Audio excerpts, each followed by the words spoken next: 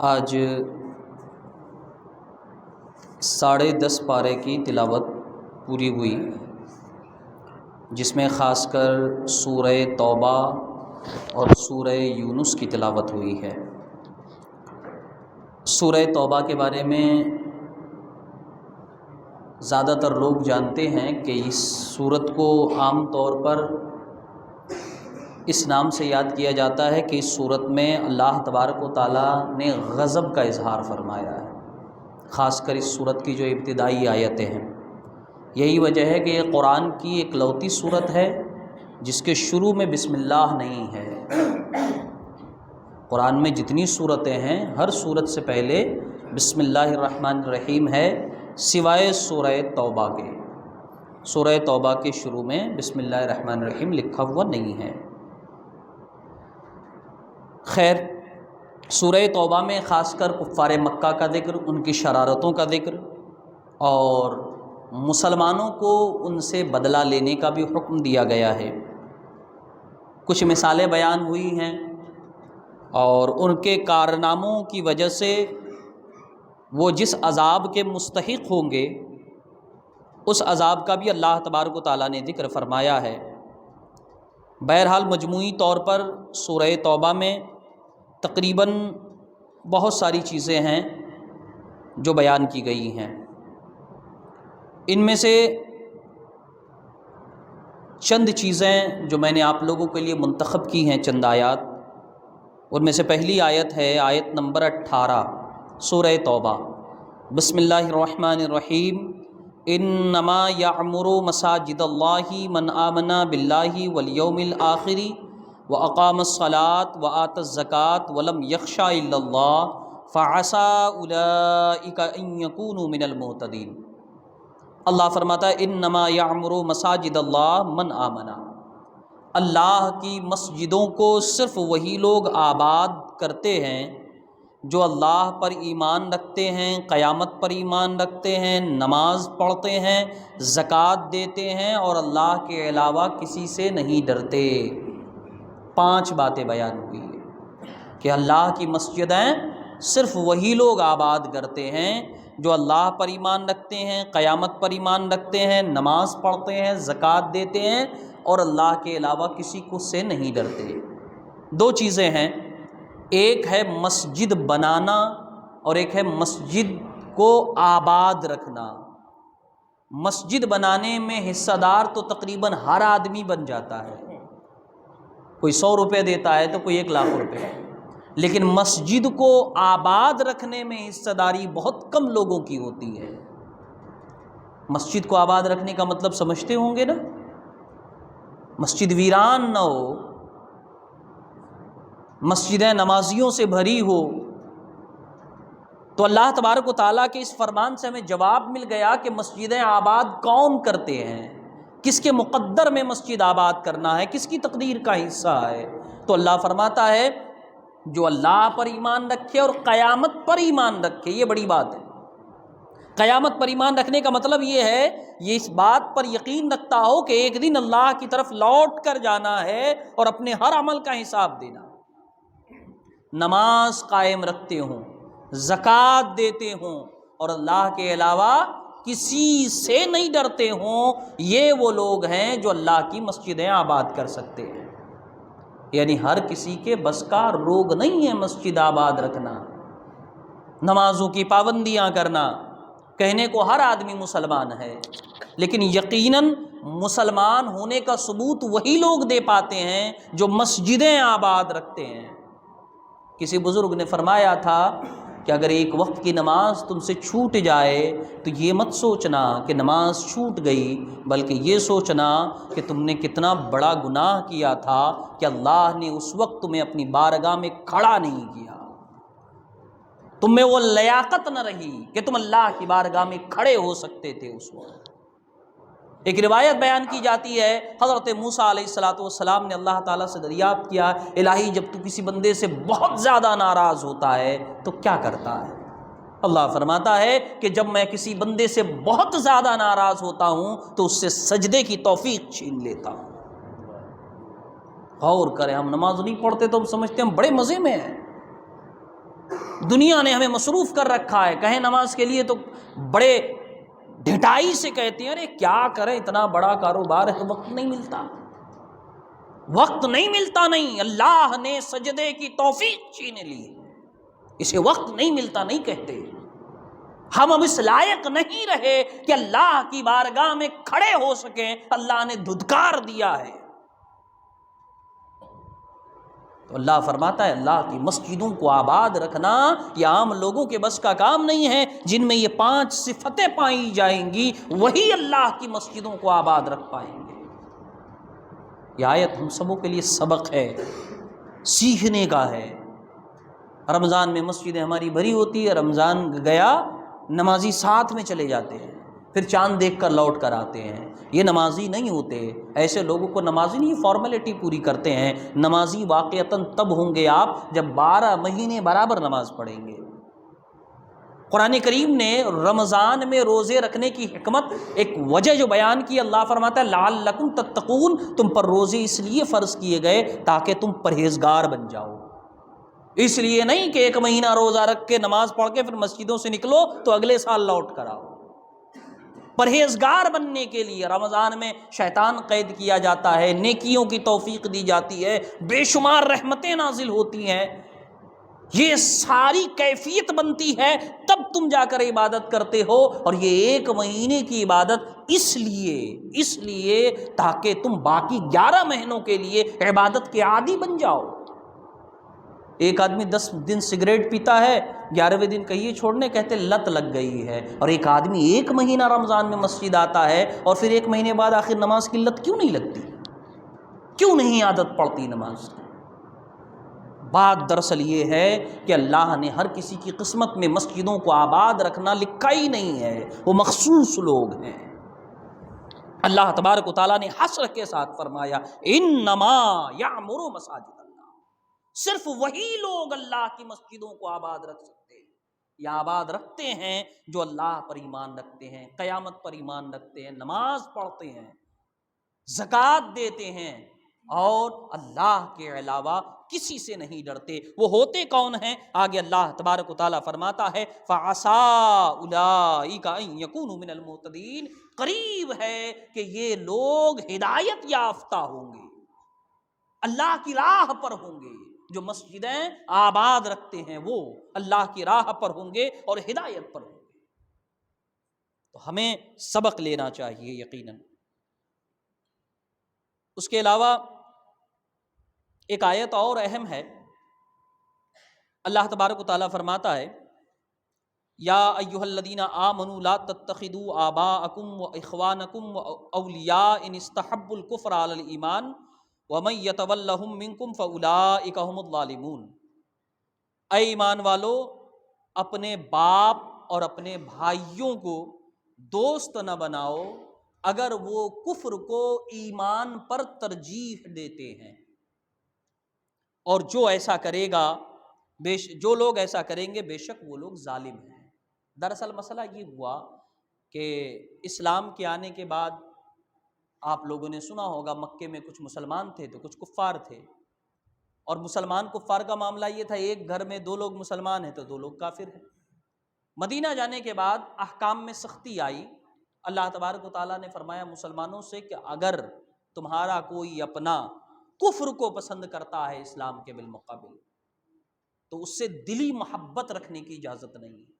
دنیاوی تعلقات ضرورت کے مطابق ٹھیک ہے، دلی محبت رکھنے کی اجازت نہیں ہے۔ اللہ فرماتا ہے، یہ آیت نازل ہوئی تو کچھ لوگوں نے آپس میں گفتگو کرنی شروع کر دی کہ آخر کیسے ہوگا، بھائی ہے مسلمان نہیں ہے اس سے کیسے تعلق نہ رکھیں۔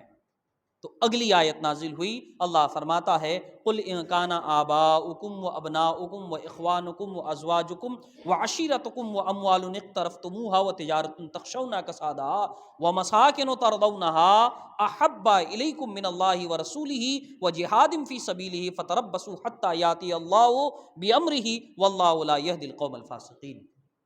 اللہ فرماتا ہے حبیب کہہ دیجئے ان سے کہ اگر تمہارے باپ، تمہارے بیٹے، تمہارے بھائی، تمہارے شوہر یا تمہاری بیویاں یا تمہارے رشتہ دار یا تمہارا وہ مال جو تم نے کمایا ہے یا تمہاری تجارت جس کے خسارے سے تم ڈرتے ہو اور تمہارا وہ گھر جو تمہیں پسند ہے، اگر یہ ساری چیزیں احبا الیکم من اللہ ورسولہ، تمہیں اللہ اس کے رسول سے زیادہ پیارے ہیں، یہ ساری چیزیں مطلب پورا خاندان، پورا کنبہ، دولت، تجارت، مکان، یہ سب چیزیں اگر تمہیں اللہ اس کے رسول سے زیادہ پیارے ہیں، اللہ کی راہ میں لڑنے سے زیادہ محبوب ہیں، فتربصوا حتی یاتی اللہ بامرہ، تو انتظار کرو، اللہ کا عذاب آنے والا ہے، رکے رہو جب تک کہ اللہ کا عذاب نہ آ جائے۔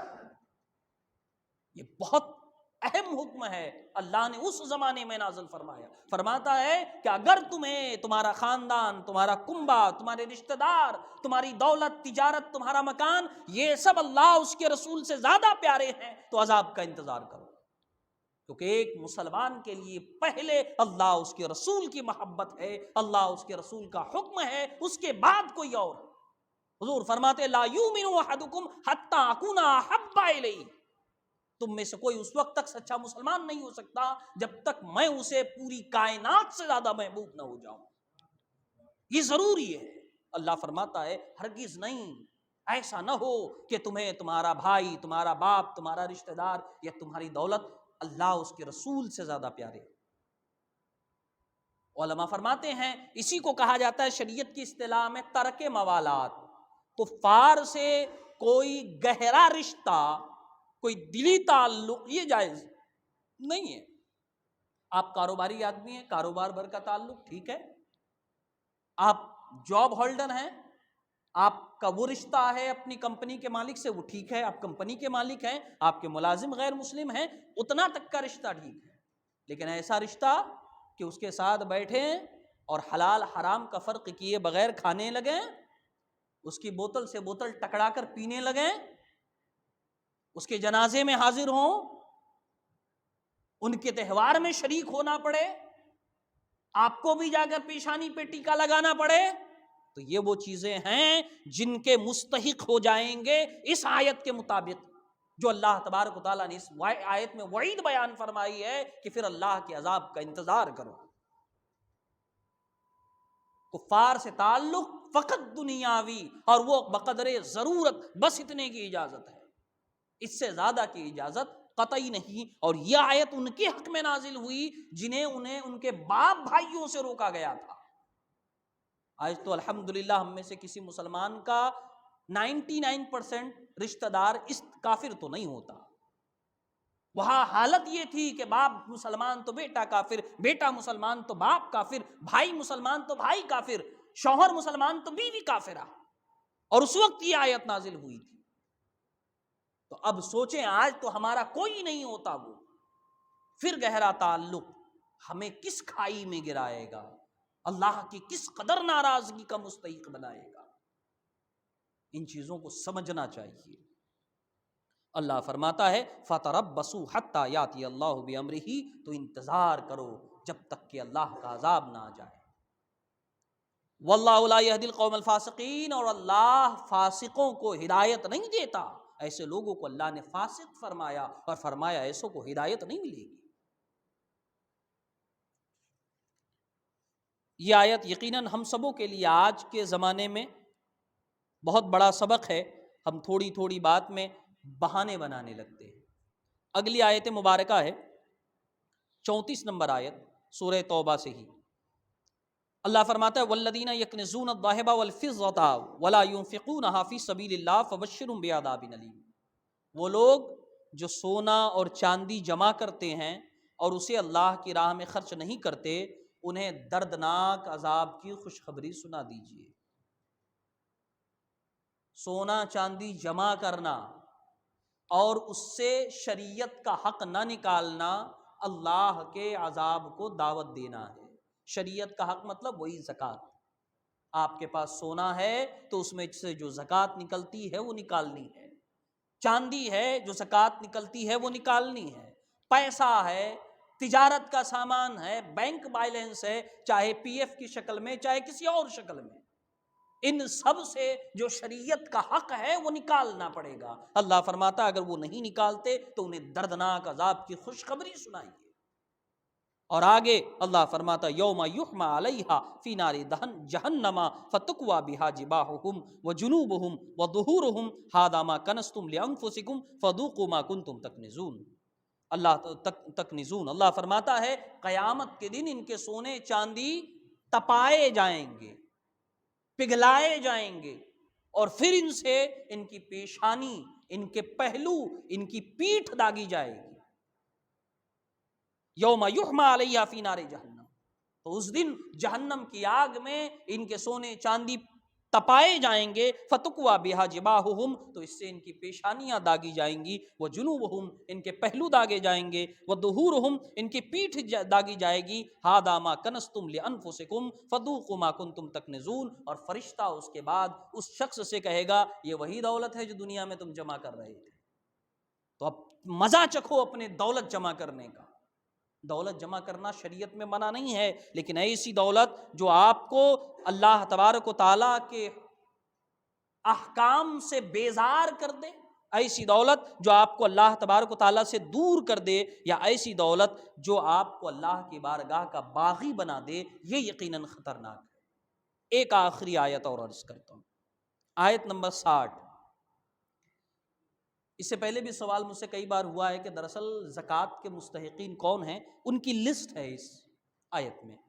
اللہ فرماتا ہے انما الصدقات للفقراء والمساکین والعاملین علیہا والمؤلفۃ قلوبہم وفی الرقاب والغارمین وفی سبیل اللہ وابن السبیل فریضۃ من اللہ واللہ علیم حکیم۔ اللہ فرماتا ہے صدقات فقراء کے لیے ہیں، فقیروں کے لیے۔ فقیر کسے کہتے ہیں؟ جو باہر مانگنے بیٹھتے نہیں، فقیر اسے کہتے ہیں جو صاحب نصاب نہ ہو، جو صاحب نصاب نہ ہو۔ اور صاحب نصاب کسے کہتے ہیں؟ جو 52.5 تولہ چاندی یا اس کی قیمت کا سامان یا پیسہ حاجت اصلیہ کے علاوہ نہ رکھتا ہو۔ حاجت اصلیہ میری ضرورت میں میرے کپڑے، میرا ایک موبائل، میرے رہنے کا مکان، کھانے پینے کی چیز، یہ حاجت اصلیہ۔ اس کے علاوہ اگر میرے پاس چیزیں ہیں تو ان کی قیمت جوڑی جائے گی کہ وہ 52.5 تولہ چاندی کی قیمت کو پہنچتی ہے یا نہیں۔ اب مان لیجئے، فرض کیجئے 52.5 تولہ چاندی کی قیمت آج 40,000 روپے ہے، 40 42 یا 43,000 روپے، تو اس مقدار کو اگر میری دولت نہیں پہنچتی تو میں فقیر ہوں۔ فقیر کا مطلب بھکاری نہیں ہوتا، فقیر کا مطلب محتاج ہوتا ہے۔ فقیر ہوں اور میں زکوٰۃ لے سکتا ہوں لیکن مانگ نہیں سکتا، یہ بھی سنیے گا۔ فقیر سوال نہیں کر سکتا، اگر کوئی اسے دے دے گا تو زکوٰۃ ادا ہو جائے گی۔ مسکین سوال کر سکتا ہے۔ تو اللہ فرماتا ہے انما الصدقات للفقراء، صدقات فقیروں کے لیے، والمساکین، مسکینوں کے لیے۔ مسکین وہ جس کے پاس ایک وقت کا بھی صحیح سے کھانا نہ ہو، پھٹا حال، ایسا آدمی سوال بھی کر سکتا ہے۔ دوسرے یہ ہوئے زکوٰۃ والے، والعاملین علیہا۔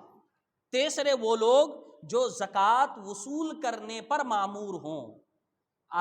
جب اسلامی حکومت و مملکت ہوتی تھی تو ہوتا یہ تھا کہ حاکم اسلام کی طرف سے گاؤں گاؤں میں زکوٰۃ وصول کرنے کے لیے کچھ ملازمین رکھے جاتے تھے، اور وہ پھر زکوٰۃ وصول کر کے بیت المال میں لا کر جمع کر دیتے تھے۔ تو ان کا ذکر، انہی کو والعاملین علیہا کہا گیا ہے، جو محصلین زکوٰۃ ہوتے تھے، جو آج کے زمانے میں نہیں ہوتے۔ والمؤلفۃ قلوبہم، اور وہ جن کے دل کو مائل کیا جائے۔ یہ اصل میں وہ لوگ ہوتے تھے جو نئے نئے مسلمان ہوتے تھے، تو ان کے دل کو مائل کرنے کے لیے اسلام کی طرف زکوٰۃ کی رقم انہیں بھی دی جاتی تھی۔ اگر ضرورت مند ہوتے، محتاج ہوتے اور نہیں بھی ہوتے تو انہیں دیا جاتا تھا۔ یہ بھی نہیں ہے اس زمانے میں، یہ لسٹ ہے وہ بتا رہا ہوں بس۔ وفی الرقاب، غلام کو آزاد کرنے میں بھی زکوٰۃ دی جائے گی۔ اب وہ بھی نہیں ہے، اب بھی نہیں ہے۔ وہ غلام ہوتے تھے، اگر کسی غلام کو آزاد کرنا ہے تو زکوٰۃ کی رقم دے کر اسے آزاد کر لیا جائے۔ والغارمین، اور قرض دار، قرض میں ڈوبا ہوا آدمی، اسے بچانے کے لیے بھی زکوٰۃ دی جا سکتی ہے اسے۔ وفی سبیل اللہ، اللہ کی راہ میں، اللہ کی راہ میں کوئی بھی نیک کام، مدرسہ وغیرہ جتنی چیزیں ہیں، لیکن ان سب میں پھر وہی تملیق فقیر کی قید ہے، یعنی وہی جو حلہ شرعی کہا جاتا ہے، مدرسے وغیرہ میں دینے میں۔ وابن السبیل، کوئی مسافر ہے، ضرورت مند ہے، حالت سفر میں ہے، تو ایسوں کو بھی آپ زکوٰۃ دے سکتے ہیں۔ فریضۃ من اللہ، یہ اللہ کی طرف سے مقرر کردہ ہے، فرض ہے۔ واللہ علیم حکیم، اللہ علم والا، حکمت والا ہے۔ بہرحال چند لسٹ بیان ہوئی ہے، ان میں سے موٹے موٹے طور پہ آج آپ یوں سمجھیں کہ فقیر ہوتے ہیں، مسکین ہوتے ہیں۔ فقیر کا مطلب وہ جو صاحب نصاب نہیں ہے، مسکین کا مطلب وہ جو بالکل محتاج ہو۔ اگر یہ سب نہیں ملتے تو احتیاطاً عام طور پر مدارس میں دے دیا جاتا ہے کہ بھئی اب کہاں ڈھونڈتے پڑیں، کس کا پیسہ گنیں کہ 40,000 کو پہنچے گا کہ نہیں پہنچے گا۔ اسی لیے عام طور پہ آسانی کے لیے مدارس میں دے دیے جاتے ہیں۔ اہل مدارس ہلے شرعی کے بعد انہیں مدرسوں میں استعمال کرتے ہیں۔ انشاءاللہ اگلی تفسیر